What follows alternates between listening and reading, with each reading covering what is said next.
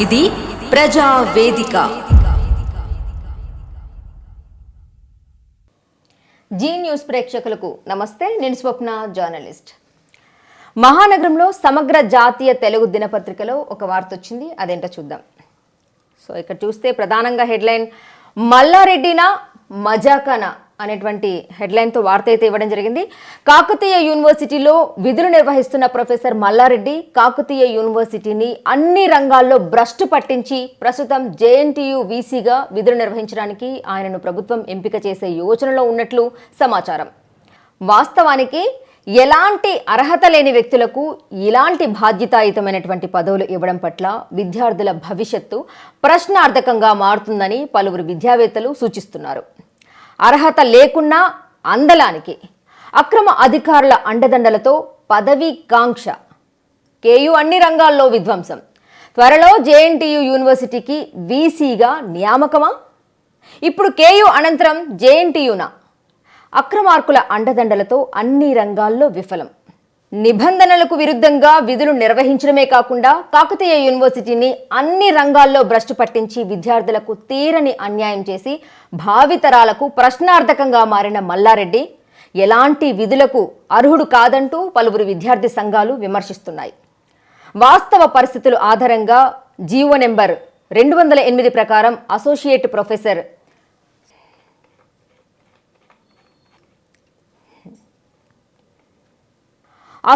Professor పొందటానికి కనీసం 5 సంవత్సరాల అనుభవం ఉన్న వ్యక్తులకు ఇలాంటి పదవులు కట్టబెట్టాలని సూచిస్తున్న కనీస నిబంధనలు కేయూ అధికారులు, విద్యాశాఖ అధికారులు నిర్లక్ష్యం చేశారు.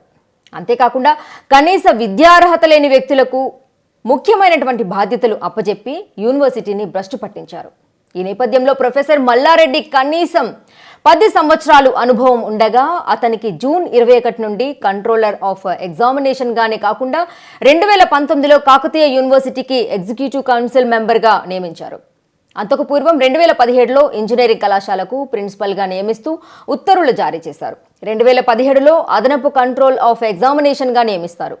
అంతకు పూర్వం 2015లో గణాంక శాస్త్రం డీన్గా, కోఆర్డినేటర్గా, చైర్మన్గా, ఫెలోషిప్గా, ఇన్వెంటెడ్ స్పీకర్గా విధులు నిర్వహించడం జరిగింది. విద్యాశాఖ అధికారుల నిర్లక్ష్యంగా కనీసం 4 సంవత్సరాల అనుభవం ఉన్న వ్యక్తిని అసోసియేట్ ప్రొఫెసర్గా నియమిస్తూ నిబంధనల విరుద్ధంగా నియమించడం ఎంతవరకు సమంజసమని విద్యార్థి సంఘాలు పేర్కొన్నాయి. ఈ నేపథ్యంలో ఈ విషయంపై పూర్తి స్థాయిలో దర్యాప్తు నిర్వహించి ప్రొఫెసర్ మల్లారెడ్డిని విధులను నిర్వహించి ఇంతకాలం అక్రమంగా తీసుకున్న జీతభత్యాలతో పాటు అనుభవించిన అన్ని సౌకర్యాలను రికవరీ చేయాలని పలు విద్యార్థి సంఘాలు విద్యాశాఖ అధికారులను డిమాండ్ చేస్తున్నాయి. ఎన్నో విద్యా అర్హతలు ఉండి ఒకే వ్యక్తికి ఇన్ని పదవులు కల్పించడమే కాకుండా రెడ్డి సామాజిక వర్గం తెలంగాణలో అధికారంలో ఉండగా ఇలాంటి వ్యక్తికి జేఎన్టీయూ లాంటి అత్యున్నత యూనివర్సిటీలో వీసీగా నియమిస్తే విద్యాశాఖ అపఖ్యాతి పాలవుతుందని పలువురు విద్యావేత్తలు, విద్యార్థి సంఘాలు ఆరోపిస్తున్నాయి. అంతేకాకుండా ఈ నేపథ్యంలో ప్రొఫెసర్ ఇస్తారి ఇచ్చిన సమాచారం మేరకు మహానగరంలో సమగ్ర జాతీయ తెలుగు దినపత్రిక అందిస్తున్న సమగ్ర కథనం విద్యార్థుల భవిష్యత్తు కోసం. అప్పటి డీన్ మల్లారెడ్డి చేసిన తప్పిదాలేంటి? డాక్టర్ ఇస్తారి ప్రధాన కార్యదర్శి అకూట్ కంప్యూటర్ సైన్స్ ఇంటర్వ్యూ కమిటీ నియామకం అక్రమం. విశ్వవిద్యాలయం పిహెచ్డి నిబంధనలు క్లాస్ 5, 4, 2లకు విరుద్ధంగా కేటగిరీ 2 ఇంటర్వ్యూల కోసం ఒక అడ్మిషన్ కమిటీని ఏర్పాటు చేసింది. దీనికోసం యూజీసీ నిబంధనలు మారుస్తూ యూనివర్సిటీ సరికొత్త నిబంధనలను తయారు చేసింది.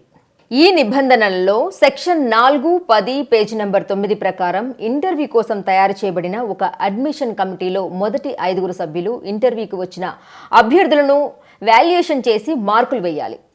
ఈ 5 సభ్యులు 1 dean, 2 head, 3 board of studies chairman, 4 డిపార్ట్మెంట్కు చెందిన ఒక రీసెర్చ్ సూపర్వైజర్, 5 వేరే యూనివర్సిటీకి చెందిన ఒకరు సబ్జెక్ట్ ఎక్స్పర్ట్గా ఉండాలి. కానీ కంప్యూటర్ సైన్స్ విభాగంలో ఆ విభాగపు సూపర్వైజర్ను ఇంటర్నల్ ఎక్స్పర్ట్ కింద ఉంచలేదు. వేరే విభాగపు సూపర్వైజర్ను కమిటీలో ఉంచడం నిబంధనలకు విరుద్ధం. అంతేకాకుండా 2 వేరే యూనివర్సిటీ వాళ్ళను ఎక్స్టర్నల్ ఎక్స్పర్ట్లుగా నియమించారు. వారికి ఇష్టం వచ్చిన విద్యార్థులకు ఇంటర్వ్యూలలో మార్కులు వేసుకోవడానికి కమిటీ నియామకంలోనే వీసీ, డీన్ ప్రొఫెసర్ మల్లారెడ్డిలు అవకతవకలకు పాల్పడ్డారని అన్నారు. యూజీసీ నిబంధనలను పక్కన పెట్టి యూనివర్సిటీ తమ స్వంత మార్గదర్శకాలను తయారు చేసి ఆ మార్గదర్శకాలనే పాటించకుండా మెరిట్ విద్యార్థులకు సీట్లు రాకుండా నష్టం చేశారని అన్నారు. ఇంకా మిగతా విభాగాల అడ్మిషన్ కమిటీ ఆర్డర్లను బయటపెడితే నిజాలు బయటపడతాయని, ఈ కమిటీ ఆర్డర్లను యూనివర్సిటీ గోప్యంగా ఉంచడంలో ఆంతర్యమేమిటని అప్పట్లో ఆరోపణలు చేశారు. కేటగిరీ 1లో మిగిలిన సీట్లను కేటగిరీ 2లకు బదిలీ చేయలేదు. యూనివర్సిటీ పీహెచ్డీ మార్గదర్శకాల సెక్షన్ 3(10) ప్రకారం ఒక విద్యా సంవత్సరంలో కేటగిరీ 1 కింద ఖాళీగా ఉన్న సీట్లు ఏవైనా ఉంటే అదే విద్యా సంవత్సరంలో కేటగిరీ 2లోకి బదిలీ చేయబడాలి. అయితే కేటగిరీ 1 ఖాళీ సీట్లను కేటగిరీ 2కి బదిలీ చేయకుండా యూనివర్సిటీ అధికారులు ఇంటర్వ్యూలను పూర్తి చేశారని అన్నారు. నిబంధనల ప్రకారం కేటగిరీ 1 పీహెచ్డీ ఖాళీగా ఉన్న సీట్లను కేటగిరీ 2కి పీహెచ్డీకి బదిలీ చేసి సీట్లు పెంచడానికి మేము అనేక సార్లు వినతి పత్రాలు ఇచ్చినా కూడా వాటిని పట్టించుకోకుండా ఇంటర్వ్యూలు నిర్వహించారని అన్నారు. కేటగిరీ 1లో మిగిలి ఉన్న సీట్లను కేటగిరీ 2లో కలిపితే మరికొంతమంది విద్యార్థులకు న్యాయం జరిగేది. కానీ విద్యార్థి సంఘాల నాయకులకు సీట్లు వస్తే యూనివర్సిటీలో అధికారులు చేసే అక్రమాలను ప్రశ్నిస్తారని సీట్లు తక్కువగా నింపి అడ్మిషన్లు రాకుండా చేశారని ఆరోపించారు. కేటగిరీ 1లో పార్ట్ టైం అక్రమాలు. కేటగిరీ 1 పీహెచ్డీ నోటిఫికేషన్ వేసినప్పుడు క్లాస్ 3A సబ్ క్లాస్ 36 ప్రకారం పేజ్ నెంబర్ 4 కేటగిరీ 1 పీహెచ్డీ అడ్మిషన్లు కేవలం ఫుల్ టైం రీసెర్చ్ స్కాలర్స్కు మాత్రమే మరియు ఎట్టి పరిస్థితుల్లో పార్ట్ టైం రీసెర్చ్కు అవకాశం లేదు అని అన్నారు. కేటగిరీ 1 పీహెచ్డీ నోటిఫికేషన్ ఇచ్చాక అన్ని విభాగాల అభ్యర్థులకు 27/5/2022 లోపల ఇంటర్వ్యూలు పూర్తి చేశారు. కానీ 28/5/2022 రోజు లెటర్ నెంబర్ 699 B3 KU 2022 నిబంధనలను మార్చారని అన్నారు. ప్రభుత్వ కళాశాలల్లో పనిచేసే లెక్చరర్ల నుండి డబ్బులు వసూలు చేసి వారికి 25% సీట్లు పార్ట్ టైం పీహెచ్డీ కింద ఇవ్వడానికి ఒప్పందాలు కుదుర్చుకొని ఫుల్ టైం పీహెచ్డీ చేసే అభ్యర్థులకు అన్యాయం చేశారు. ఇన్ఛార్జ్ వీసీ వీటిని సరిదిద్దే ప్రయత్నం. ఇన్ఛార్జి వీసీ వాకాటి కరుణ పీహెచ్డీలో జరిగిన అక్రమాలపై దృష్టి సారించారు. విద్యార్థులకు న్యాయం చేస్తామని హామీ ఇచ్చారు. కేటగిరీ 1లో ఖాళీగా ఉన్న సీట్లను కేటగిరీ 2కి బదిలీ చేసి విద్యార్థులకు న్యాయం చేయాలని ఇన్ఛార్జి వీసీతో పాటు స్టేట్ కౌన్సిల్ కూడా ప్రస్తుత రిజిస్ట్రార్ అప్పటి డీన్ మల్లారెడ్డిని ఆదేశించారు.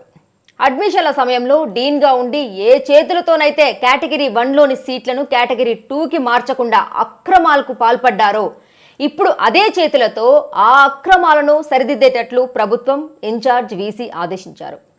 నాకు అర్హతలు ఉన్నాయని, నాకు అధ్యాపకునిగా అవకాశం వచ్చింది, నాపై విమర్శలు చేస్తున్న వారికి రాష్ట్ర ప్రభుత్వం కాకతీయ యూనివర్సిటీ సెలక్షన్ కమిటీ అధికారులను అడగండి. నాకు అసోసియేట్ ప్రొఫెసర్ రావడానికి అన్ని అర్హతలు ఉన్నాయి. నాపై వచ్చిన విమర్శలకు నేను సమాధానం ఇవ్వడానికి సిద్ధం.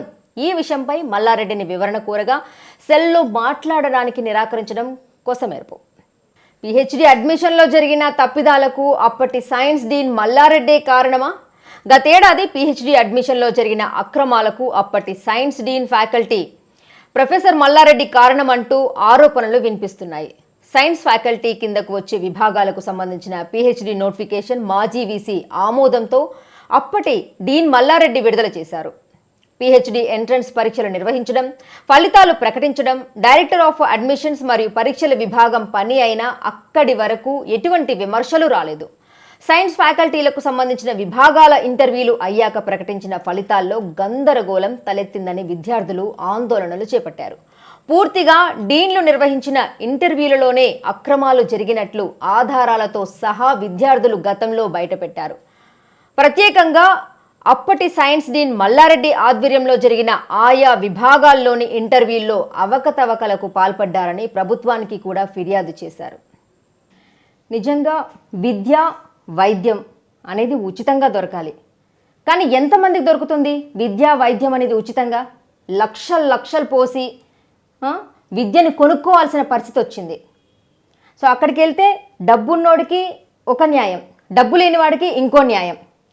విశ్వవిద్యాలయాల్లోనే ఒక మంచి ఒక స్థాయిలో ఉన్నటువంటి అధికారులే ఈ విధంగా కష్టపడి రాసినటువంటి విద్యార్థులకి అన్యాయం చేస్తూ ఉంటే ఏ విధంగా న్యాయం జరుగుతుంది? నిజంగా న్యాయం జరుగుతుంది అంటే కనుక కామెంట్ చేసి చెప్పండి. ఈ వీడియో కనుక మీకు నచ్చినట్లయితే లైక్ చేయండి, షేర్ చేయండి, సబ్స్క్రైబ్ చేయడం మర్చిపోకండి. న్యాయం వైపు నిలబడే గలం గంగా ప్రవాహం. For latest updates subscribe to Zee news. ఇది ప్రజా వేదిక.